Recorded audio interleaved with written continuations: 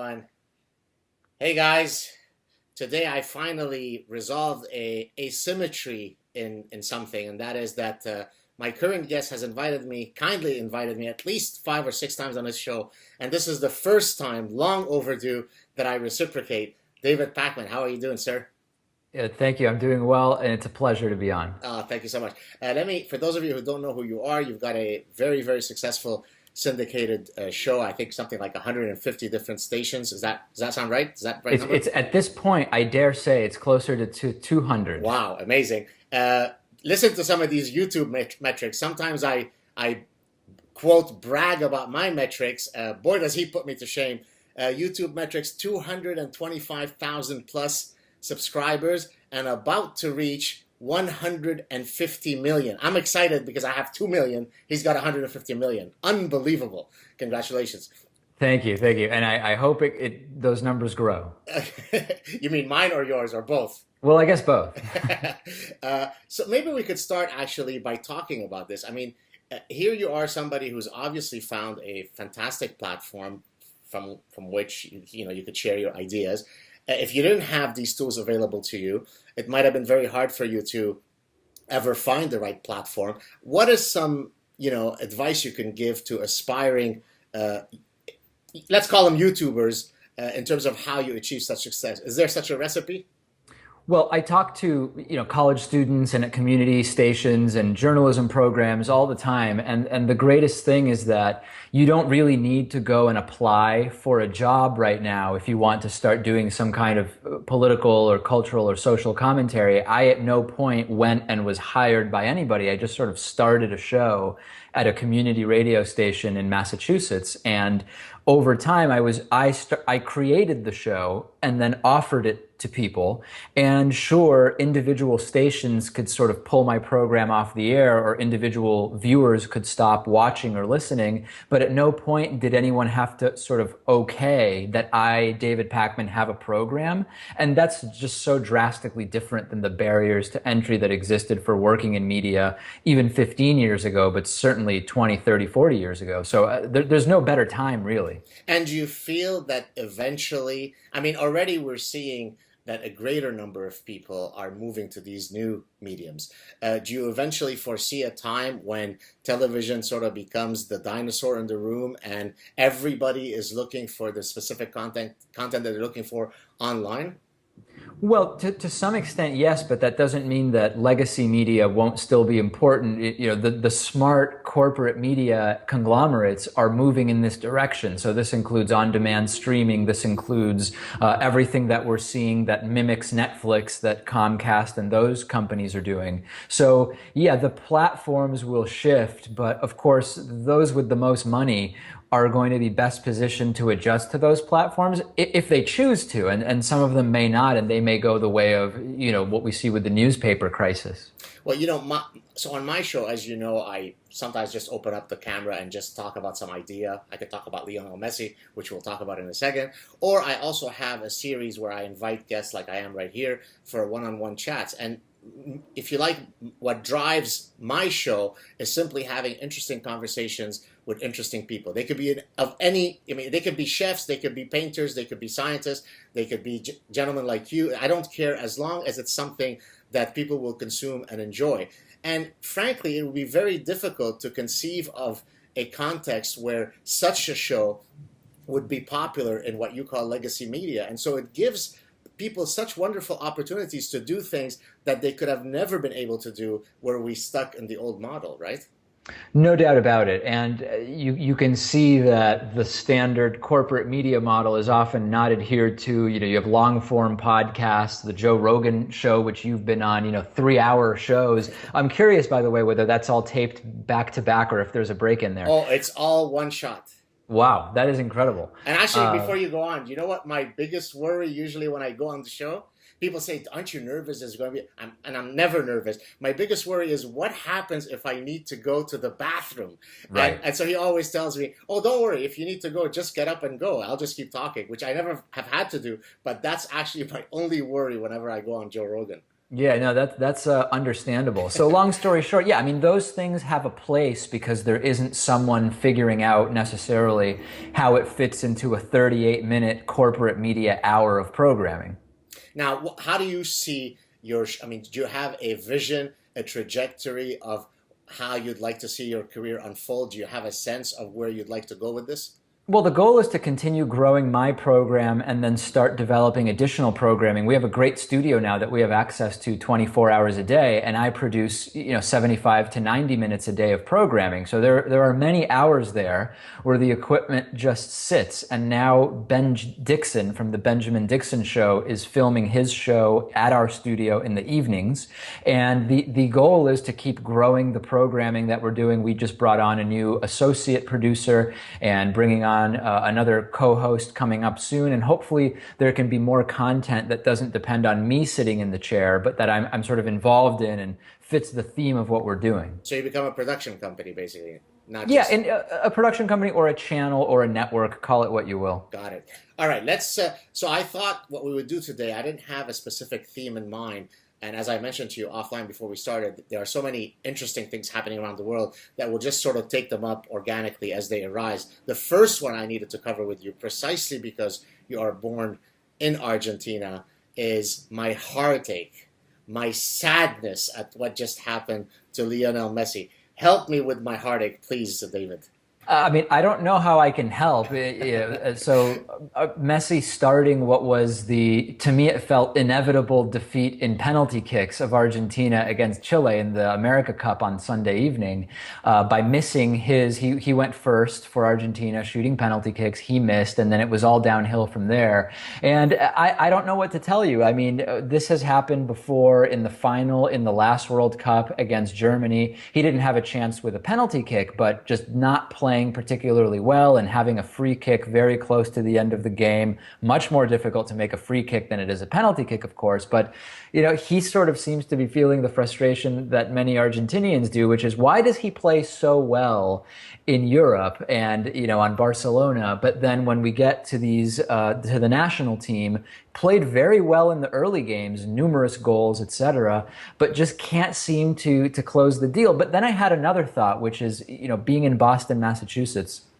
I experienced many years of the Red Sox curse, which I think ended up being 86 or 87 years without a World Series. And something was lost. As great as it was when the Red Sox finally won the World Series a little over a decade ago, something was lost. And the next World Series that we won, it wasn't as exciting. And for me, when the cup ends, win or lose, you lose something, and now you're just kind of waiting until the next one. And so, yeah, I'm disappointed in the results, but I recognize that part of it is the process, the struggle. And the results actually, it would be great to get a win, but I wasn't that upset by it. For me, it's really a question sort of cosmic justice, right? I just did a clip on Messi and sort of the perennial comparison to Maradona and so on. And my sense is that, it's really just unbelievably cruel that a player with such artistry, who otherwise seems to also be a lovely human being, could come so close on so many occasions, and yet the ball always seems to fall and, the coin falls the wrong way. That's very frustrating because, you even though you may not know the guy, you associate with him, right? You start to love the guy. I'm not Argentinian, yet I love the way he carries himself on the field. And so, frankly, I woke up yesterday and I was maybe not surprised, but I was astonished at how much I could feel actually sad. I mean, today is a bit better. Probably by next week, I won't think of it again. But for the first 24 hours or so, I really felt sadness because it just seems like cosmically this guy deserves to sort of exercise his demons. Anyways, that's that. Is your whole family supportive of the Argentinian team, or what's the general Oh yeah, partisanship? Yeah, okay. absolutely. And I was here in Boston. A group of about 100 or so Argentinians got together to watch the game on Sunday. And the way that it was described to me after the loss was that it was similar to being at a funeral to be in that room. That it was one of the most depressed rooms that some people who maybe were not as part of soccer culture had ever been in. And it's probably about right. It's funny. I've never been to Argentina. The only place I've been in South America is to Brazil. Many years ago in I think '92 or 1993, I went with one of my brothers to the Rio Carnival. I think it was a 10-day debauchery of partying. But I've never been to South America other than to Rio. And yet I somehow feel actually quite drawn to Argentina and maybe Buenos Aires in particular. Maybe because many people have said that it's similar to Montreal and that it's a European type city. So it has a lot of the same feel of, a sort of a very cosmopolitan European city. You know, you've got the tango, you've got the beef, you've got the soccer. So I think that I would fit in nicely in Argentina. Do you agree? Yeah, sure. And it is much like you described. I've never heard Montreal. I've heard more Paris if nobody took care of the streets for 15 years. Because many areas of the city have a lot of, everything from graffiti to potholes to dog poop. And that's sort of what strikes some people, that it looks very, very much like Paris, but just a little bit in disrepair. But I love it. I'm hoping to go in December. That's the city I was born in, and it's completely unique. And it is a sort of mix of South American culture with, strong Italian influence in Argentina and just a European feel. Now, do you speak Spanish? Oh, absolutely. Yeah. English is my second language. And in fact, I was interviewed on Sunday about the game by Telemundo in Spanish. I have no clue where this interview is. I've been looking for it online. I haven't found it, but presumably they used it. Do you speak it with the Argentinian accent? Yeah, I mean, the Argentinian Spanish accent is very Italian sounding, although because I've been out of the country on a permanent basis, just visiting since I was 5.5 years old, my accent has just sort of become kind of muddled, and most Spanish media that you hear in the US has a sort of hybrid accent that's a sort of indeterminate mix. You know, it's funny that you say Italian sounding, because I don't speak Spanish, and yet when I hear the different dialects and different accents of Spanish, the one that I find most pleasing to my layman's ear is the Argentinian one. And now that you're saying that it sounds Italian, we all know that it's universally true that most people find Italian to be very beautiful to listen to. So I think you're onto something there. I could be. Actually, I think the top 5 most beautiful sounding languages that came out at some study at some point, I think it was French, Italian, Urdu, and I can't remember the other ones, 2 other ones. But must be Hebrew. Hebrew must be on that list. You think so? You're being sarcastic. I mean, I would be shocked if it were on the list, but I like the sound of Hebrew. Okay, well, actually, I recently had a guest on who's Arabic speaking, and my mother tongue is Arabic, and he's Egyptian originally, and so I asked him in Arabic. Because usually of all the different Arabic dialects, the 2 that are considered to be most beautiful is the Lebanese one and the Egyptian one. And so I asked him, since he's Egyptian, which of the 2 is more beautiful? He gave a very diplomatic answer. But even within the context of the different Arabic dialects, there's a very clear hierarchy. Oh, did you hear that? Yeah, it sounded like a dynamite exploded. That was thunder. These are the gods agreeing that 2 Jews are sitting and talking to each other. All right, let's get down to some other content. First, I thought I would talk to you about this reaction that I've gotten on Twitter from some of my followers who apparently were surprised or displeased that I'm speaking with you, because apparently you are a regressive that needs to be corrected. Where is this coming from? Because I haven't picked it up. In all the times that you have graciously invited me on your show, I thought you were very reasonable, very serious guy. I didn't pick up any ostrich-like thinking. So what are they thinking about when they are levying this accusation at you? So you're saying accusations were made on Twitter, but they were not substantiated? That is true. Okay. I find that shocking. No, I don't know what they were referring to. I mean, you would have to ask them, I guess. I get criticized for criticizing the regressive left, which I now consider more the authoritarian left. I think is more sort of relevant and less misused.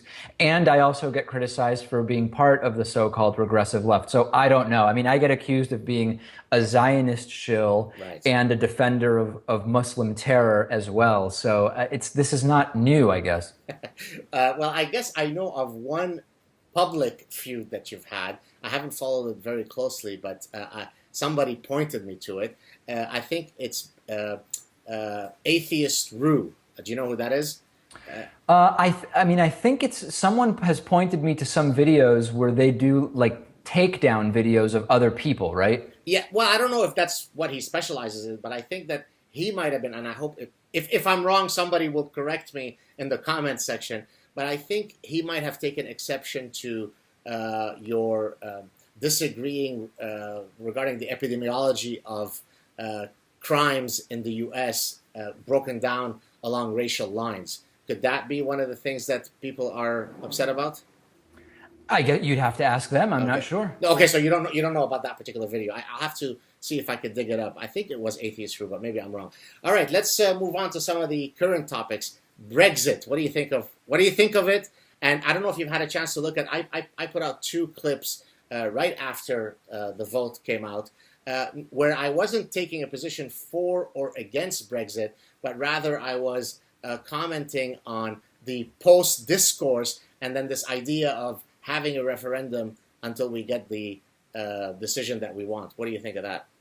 Yeah, I haven't seen your clips on it. I've been thinking about it extensively. I'm very, very close to booking some tickets to London, which have dropped in price drastically. And I mean, you can go nonstop from Boston for $500 now, which really seems like quite a good deal. And it seems like the currency fluctuations by year end will be very, very favorable to Americans. But sort of personal travel plans aside, I'm increasingly open to the idea that again, this is a non-binding referendum. I'm open to the idea that they will not leave the European Union. There have been some interesting pieces written about that over the last couple of days.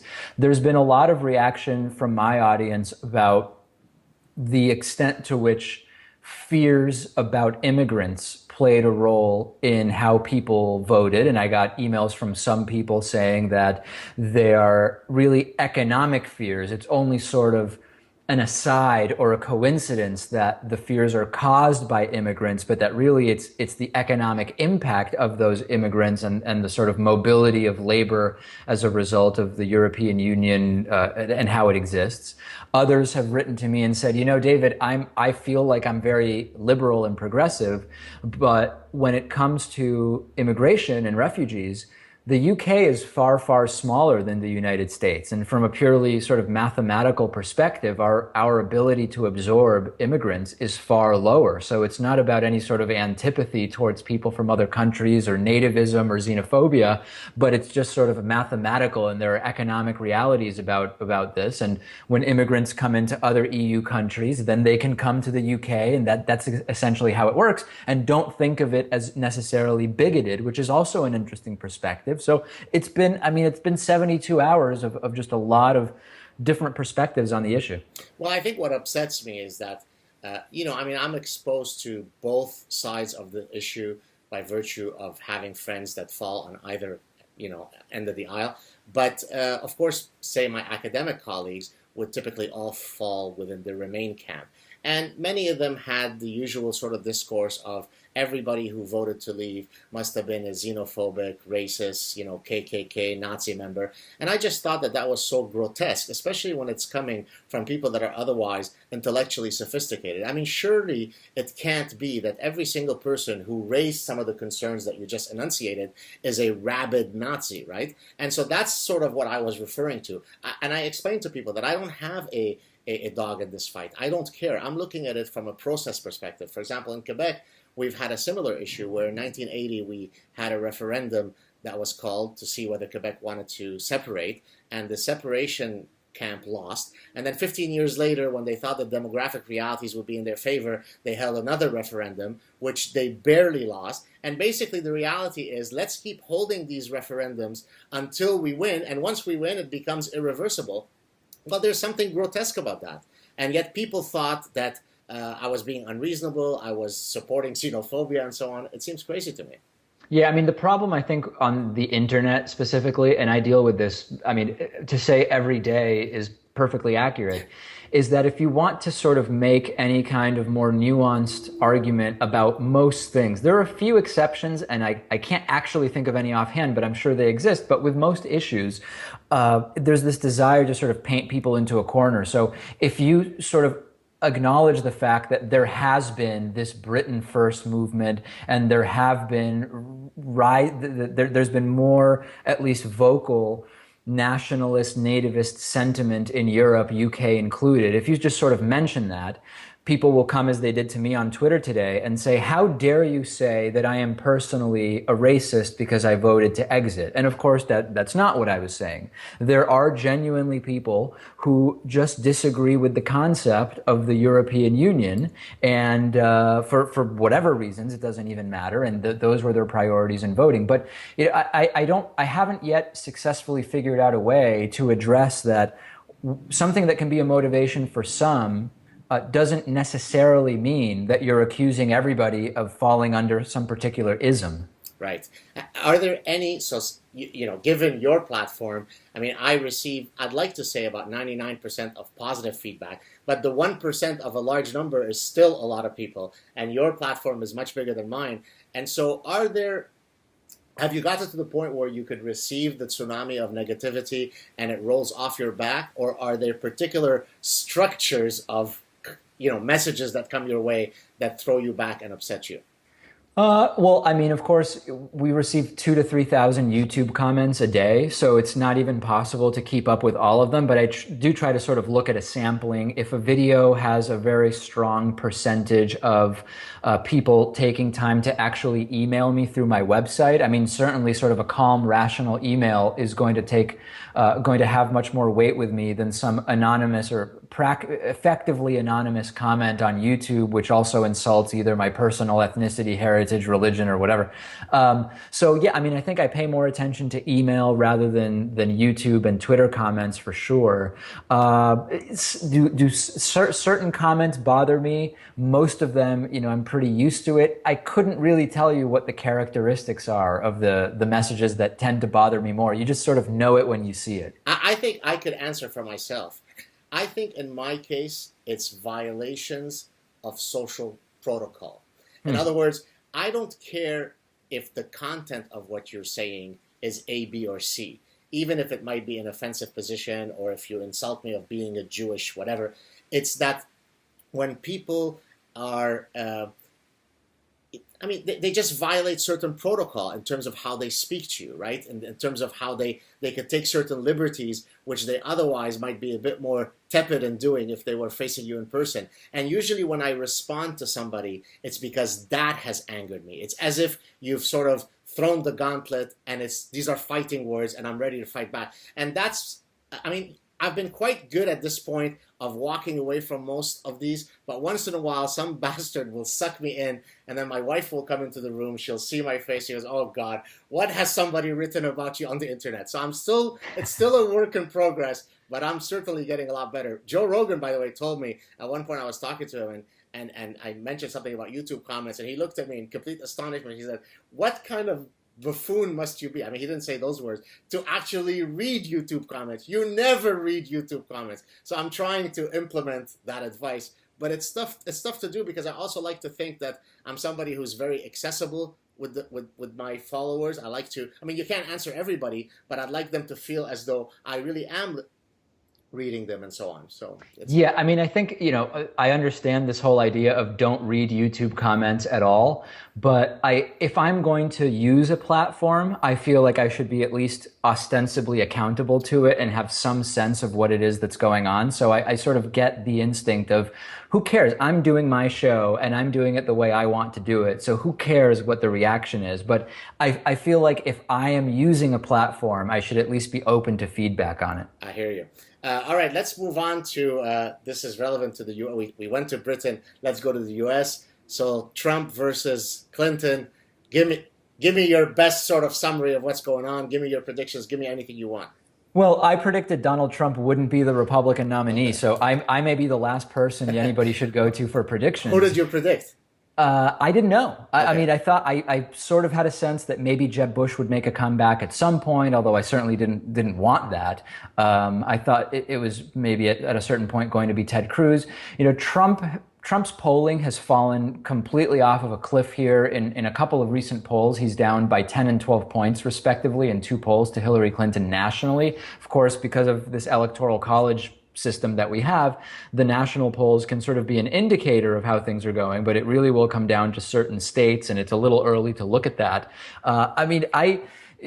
I see the entire Donald Trump candidacy as a total clown show. There is a contingent of people in the U.S. who have sort of become prideful and boastful that they support someone in spite of the fact that they have no experience politically, in spite of the fact that he doesn't seem to really know anything about anything, in spite of the fact that his big pitch has been he would put the best people around him, and then he put a press secretary on TV who said she doesn't speak for the Trump campaign. Well, you're the press secretary. That's kind of your job. Selected Ben Carson for a little while to help him pick a vice presidential candidate. So even saying, I may not know, but I'll put good people around me, he's failed there. So I see it as a total joke. I think it is a huge indictment on a significant portion of the American voting public that not only are people sort of drawn in by the idea of Trump, and that I understand more actually, but that when presented with evidence about how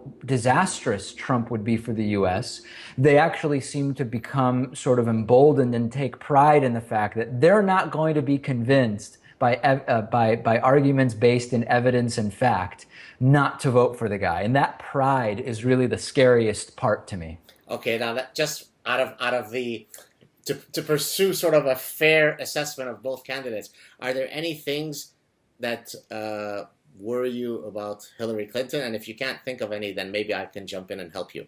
Oh, absolutely. I did not vote for Hillary Clinton in the primary election.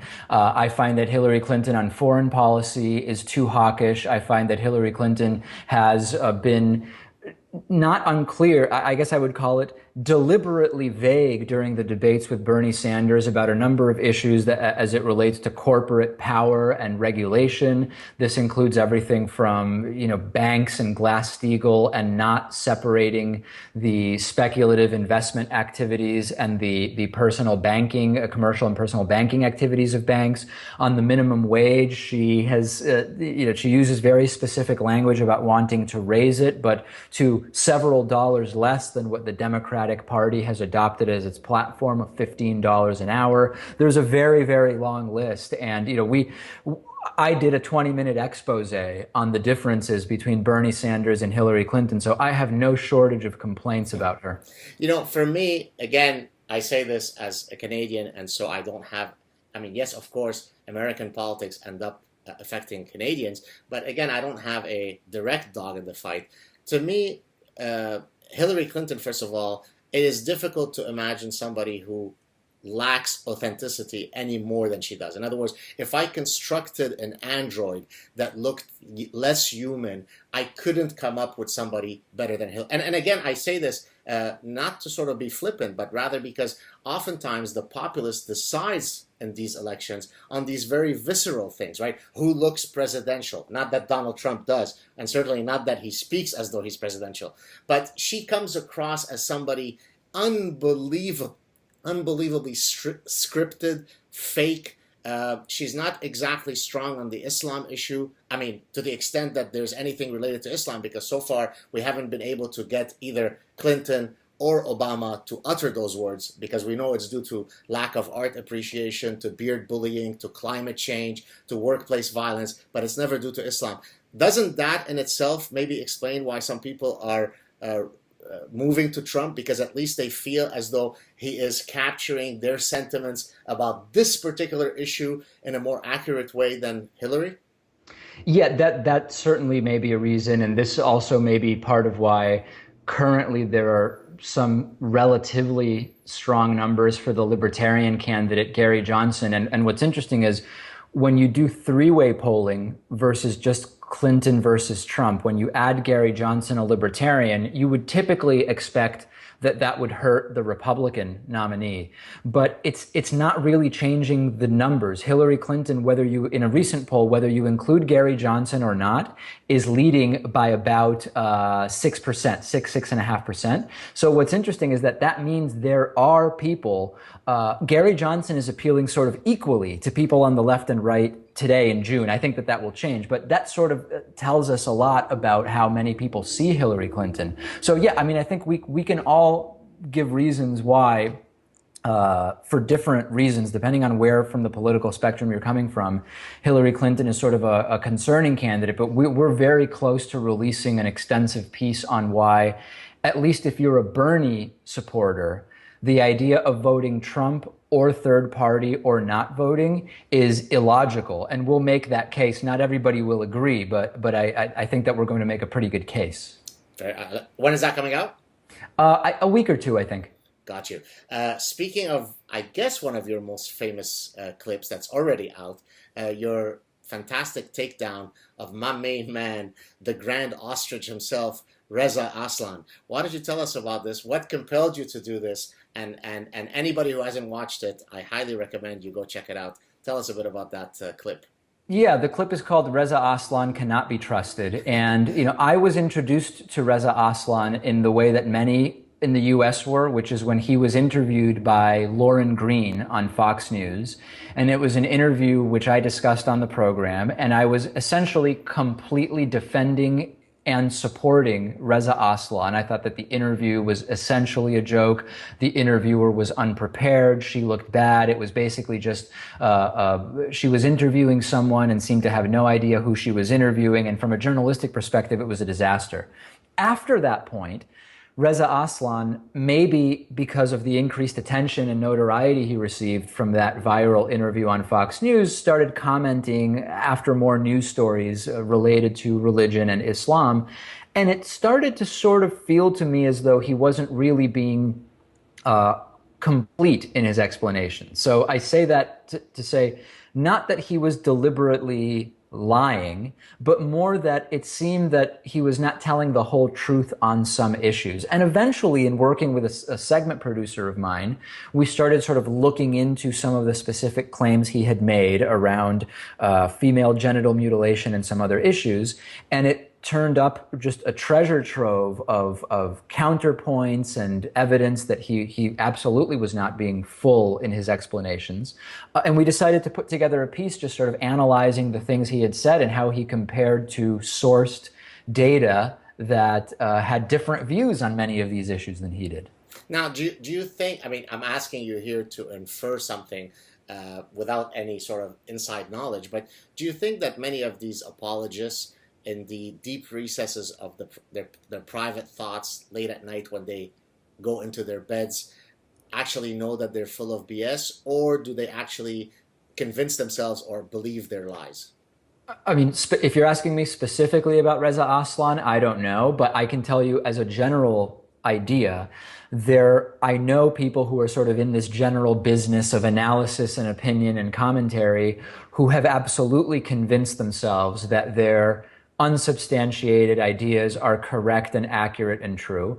And I've also met people who very clearly have chosen a sort of character to play and positions to defend in spite of the fact that their real sincerely held positions, for lack of a better term, are probably, if at minimum, more nuanced, if not completely different in some cases. I've said this several times publicly, that I actually respect the hardline Islamists more than I respect some of the Western apologists who grant them cover, because at least the former are acting out of their conviction. However wrong it might be, they actually do have testicular fortitude. What really upsets me are the Westerners that kind of go around carrying their water for them.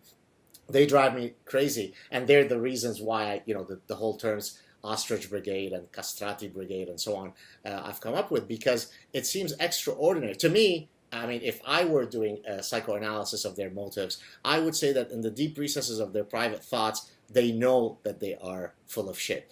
Now, it could be that they actually convince themselves, right? The best way to lie to somebody else is to first lie to yourself, right? Because then the lie to the other person will be executed more accurately. So maybe they've somehow convinced themselves, but deep, deep, deep in the recesses of their minds, I think that they know that they're full of shit, because it's impossible to propose or espouse some of the positions that they do faced against a tsunami of evidence that is contrary to their discourse.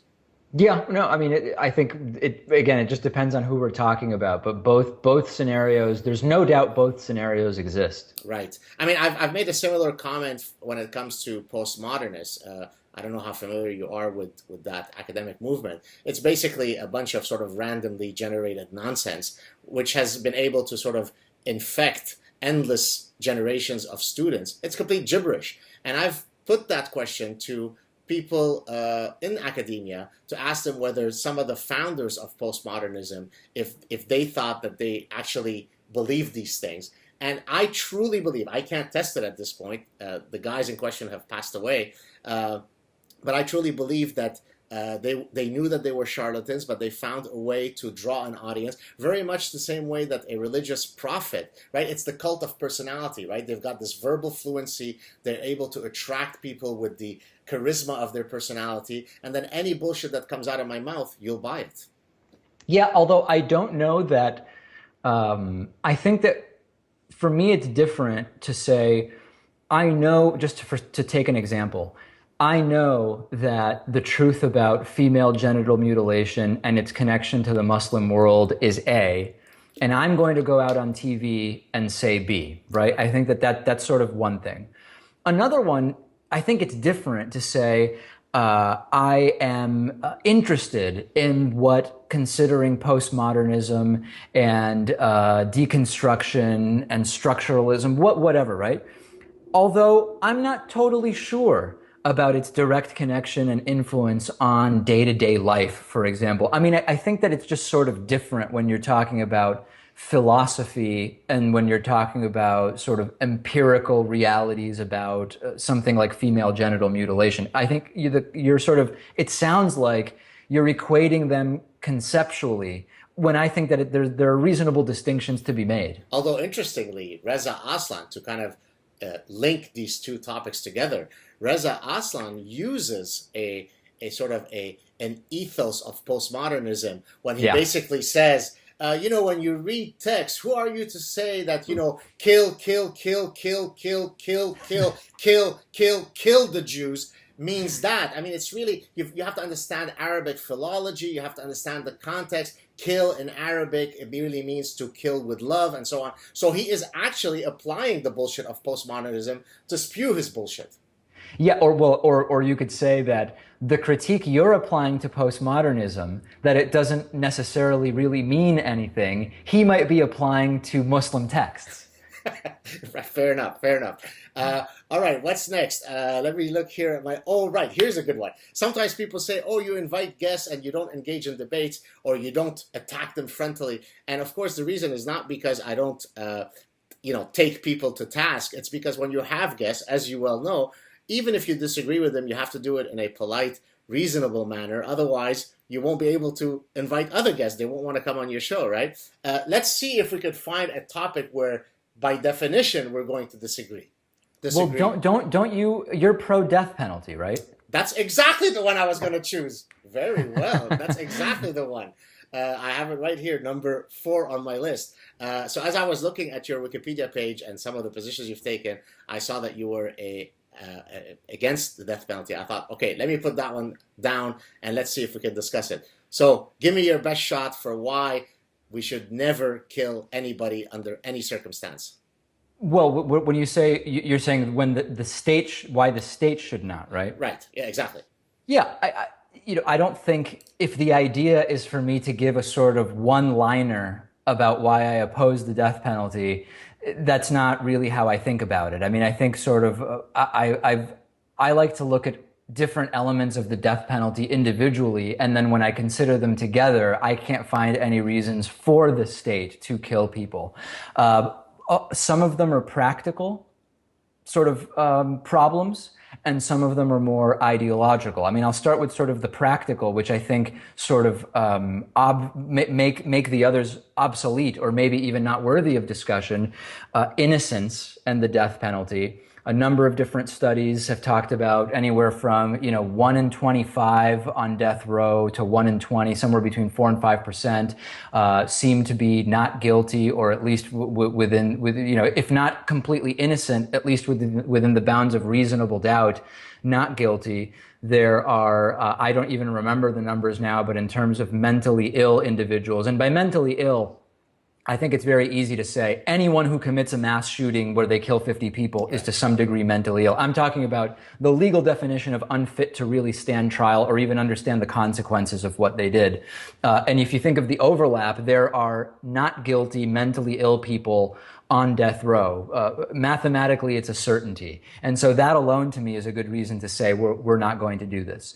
High cost of the death penalty. And this is almost like a fiscally conservative argument. And, I understand much of the high cost of the death penalty is because you are entitled to a certain appeals process when you're on death row. And many pro-death penalty advocates will say, well, David, if you're concerned about the cost, eliminate the appeals. Why would we eliminate appeals when it appears that somewhere between 4 and 5% of those on death row are not guilty of the crimes they've been convicted of? I'm not going to say, let's make it even quicker to kill these people. And then also, when you talk about deterrence, I've not seen anything that has been even remotely convincing that the death penalty as a potential sentence versus life without parole deters people from committing crime. I mean, I think certainly if you look at the difference between life without parole and a $250 fine for murder, for example, I'm convinced you would see a practical difference in the deterrent effect of those two punishments.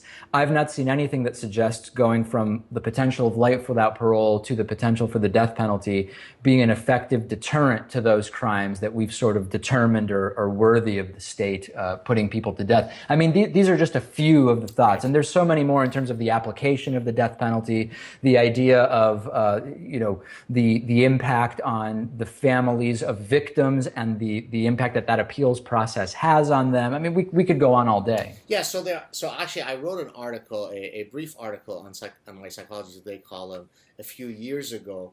Immediately after, do you remember those two killers out of Connecticut who got the death penalty because they stalked a woman as she was going, I think, to do her groceries, followed her back home, raped the two young daughters, set them on fire, killed them, and then they thought they had killed the father, but that he ended up surviving. Do you remember that case at all? I don't remember it. Anyway, so what had sort of triggered me to or prompted me to write this article was subsequent to those two guys having been found guilty and given a death sentence. My argument is actually one that's sort of somewhat more abstract and more philosophical, and that is, I mean, I understand the argument about deterrence, and there are people who argue this way or that way, and you could sort of massage statistics any way you want, because I've actually read both sides of that discussion. We could talk about the economics of the death penalty versus not, and certainly you have a lot of valid points. My thinking is there anything that anybody can ever do that makes them lose their right to survive? So it's really at an abstract philosophical level. And my thinking is as follows. Our emotional system has evolved through an evolutionary process. So for example, the sense of revenge, the sense of retribution is an inherent part of our sociality. As a matter of fact, it ensures that you don't come and try to rape my women, because you know that if you come and do that, I'm going to come with a lot of nasty friends of mine and get your women, right? And so there is an inherent, now that doesn't mean that if something is natural that we should do it and so on, but that emotion exists within us for a reason. Now, we try to curb it because we live in civilized society, but I've argued that it's actually barbaric at times to sublimate that which is quite instinctual. And so when it comes, for example, to somebody who has his DNA in the rectum of 10 children, then I think that we can put away the possibility that he is innocent. And so if we did something like nothing more than the following: we banned the death penalty except if your sperm is found in the rectum of 10 children, right? I'm sounding very colorful, but my point is that there is a way where you set the certainty of guilt and how egregious the crime is, so that philosophically you could say that person is so nasty that he deserves to die. And that's the position that I come from. Otherwise, I think a lot of the arguments that you make, I would be with you on those. But I don't think that for any condition it is too cruel and inappropriate for the government to kill people. I see nothing wrong with that morally. And as a matter Yeah. of, and let me just mention one more thing. And if we're using the argument of probability and statistics, there is zero chance that a recidivist child rapist could ever escape and do it again when he is dead. There is a Well, chance. but if the argument is that with life without parole, the chance exists not that the individual would be paroled, but that they would escape prison. That's an argument for figuring out why people can escape prison. I mean, I think that if we're going to make the argument that the prisons just aren't good enough to keep people in, that's not a good argument for me to say kill people. Anytime you have an ineffective system, I don't think that that's a good reason to say let's do something completely different. I think that that's faulty sort of logic to say the prisons just aren't good enough to guarantee people don't escape, so let's kill them instead. That seems like very specious argumentation to me. I mean, as far as your example, I can imagine many situations, and I've said this before, where I would feel like someone who has perpetrated a crime against someone I love deserves to die. I can imagine that. Now, fortunately, that has not happened, right? But I can certainly understand how we can all come up with scenarios, right? DNA in the rectum of children. My sister is killed, raped and killed, whatever. There's no doubt that I can come up with a case for why that should be under the admittedly small list of crimes for which the state should kill people. But the fact that I could be driven by emotion to want that revenge, because again, I don't think that when I think about it with a cool mind, right, my sister not having been raped and killed by someone, I don't think that my emotional reaction and desire for revenge justifies the state killing someone. I just still don't see it. So if you're saying you've come up with some great examples of what might make me feel like someone should die, but that's a different question than whether, as a matter of public policy, the state should kill that person. But why don't we decouple? I understand the argument when you personalize it, that it can trigger those sort of retribution sentiments. But let's remove that, right? I mean, is there nothing that can compel you to feel sufficient anger, not at somebody who's close to you, but at a crime, and not even one crime? We could set the bar, right? Don't set it at 4 child rapes and killings, set it at 10. Okay, so is there nothing? And again, this is a very philosophical argument, right? It is. And here's my problem with that argument, and it's a very specific one. We can all come up with some bar, right? We could come up with it. And let's say it is 10. The problem is, if 9 child rapes gets you life without parole, and 10 child rapes gets you the death penalty, what does that say to the families of the victims of a group of 9 child rapes? That the crime committed against their loved one, as bad as it is not bad enough to get the worst punishment. Had, however, their attacker raped a 10th person, then it would be worthy of a more significant punishment. And to me, that's bogus. I mean, we're really now getting into decisions that the state should just absolutely not be making. I mean, I think that we can, your line might be 10, mine is 8. Right. What does that do to the people who had 7 kids, all of which were raped? Sorry, this crime is bad, but it's in the second tier. There's a worse tier. Oh. And you're sorry. But although the sort of the arbitrary line thing could be applied to anything, right? I mean, of course. Why is it that 55 is the state limit, and usually they give you a plus or minus 5 leeway? What if you were going 61 or 62? What if you're going 62? What if you were going 62? So we could apply that slippery slope arbitrary line to anything, right? Of course. And somebody could say, well, okay, but so why set it there as opposed to somewhere else? And it's by nature arbitrary. And I think that the way to, if it's a theoretical philosophical conversation, then maybe we have to be open to the idea that removing some kind of arbitrary nature is positive. But the problem is we can take a step down the ladder and say, okay, well, what about life with the possibility of parole and life without parole? You would still have some arbitrary difference between what qualifies there. So there's really no getting away from it, but I'm thinking more in the way in which it would affect the families of the victims. By the way, do you know that since we're talking about child rapists and so on, I think I might have even mentioned this stat on one of my Joe Rogan appearances. The typical recidivist sort of child predator has I don't know how they got the stat, but has usually raped or molested up to, can you guess how many children before he is caught? I don't know. Any number? Give me a number. Anything. I wouldn't even want to guess because I have no idea. Okay, it's about 100. Okay, so in other words, this is a repeat pattern. It's one where it's not as though somebody, when we talk about the legal system, we talk about mitigating circumstances. Maybe he was drunk and he was high and he didn't know what he did. Right? Those are the types of things that we. But when you are a repeat predator on children, and there is absolutely no chance in hell that you could ever be innocent. I actually feel quite strong in my moral stance that I would not shed one tear if that guy were wasted into oblivion. But anyways, Yeah. let's move on. Again, whether I would cry because the state kills someone is not a good way to determine what the state should do for me. Fair enough. Why don't you hit me with some topics that you'd like to cover that you're thinking about? We've got about another 10 minutes that we can go. I didn't really have an agenda per se. I'm not. What are some things that are keeping you up late at night worrying? I mean, you're thinking of course, you don't want Donald Trump to win. We got that. Is there anything else that's worrying you about the current state of affairs in the world?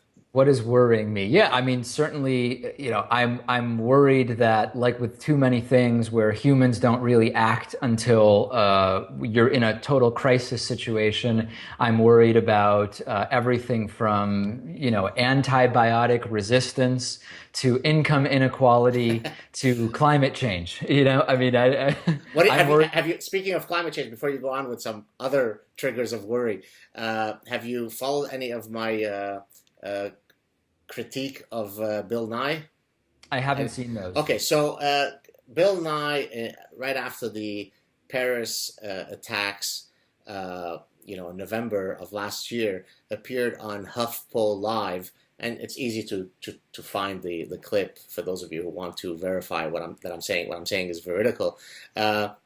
Where he basically argued that it is very conceivable, it's very clear that one can draw a direct link between climate change and what happened in Paris. And more generally, of course, the argument is that in the Middle East in general is very much tied to climate change. The argument usually goes there was a drought, it affected prices of crops, it made people move from the rural areas to the urban areas, caused density, and this is what I call idiotic butterfly thinking. Everything is connected to everything else.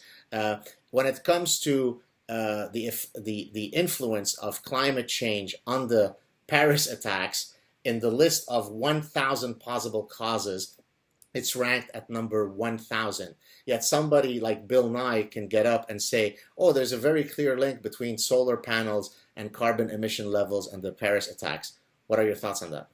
I've not heard the argument in its specifics, so I would not be able to comment, but I would agree that, I think that from a philosophical perspective, there is probably significant value in sort of considering these butterfly effect scenarios. But from a sort of practical operational perspective, if I were looking at solving the issue of mass shootings of the style you're describing, or mass casualty events like the ones you're describing, I don't know that I would go first, second, third, fourth, fifth, or sixth to a drought in the Middle East necessarily. But I've not seen that argument. I've not read it, so I think it would be best for me not to comment specifically unless I were much more familiar with it. Well, I think it really stems from sort of a couple of sources. Number one, the refusal to link anything with negative to Islam, number one. But number two, it's a form of a quasi-religious feeling or belief, where instead of praying at the altar of some Abrahamic God, you pray at the altar of some secular quasi-religious belief. So, and that becomes, in this case, climate change. So I am an agent of climate change. I'm speaking now as Bill Nye, and therefore every possible calamity in the world in one way or another is linked back to climate change. And if we are to criticize the stupidity and the irrationality of religious thinking when it comes from people who are truly fundamentalist religious folks, then we also have to be fair and criticize those who, while using a different target for their faith, are succumbing to the same cognitive biases. Yeah, sure. I mean, if you're an evangelical Christian, the solution to basically every problem is Jesus, right? I mean, if all you have is a hammer, everything looks like a nail, I think is sort of the best way. If you have gotten to the point where you believe climate change is the only problem, then it is going to appear to be the cause of every problem, no matter what it is that happens. Exactly. All right. As we end this, are there any projects that you're currently working on other than this clip that you mentioned that's going to be released soon? Any other sort of grant projects that haven't yet been released to the public that you'd like to promote before we wrap it up? Not in particular. We have, I mean, a really big project from a financial perspective is that we are very close to launching a completely new website, which is going to have fascinatingly improved functionality and is going to just be really, really great. A whole new membership system for our paid subscribers. And it's been 3 or 4 months in the making. It's been, for our standards, an expensive project.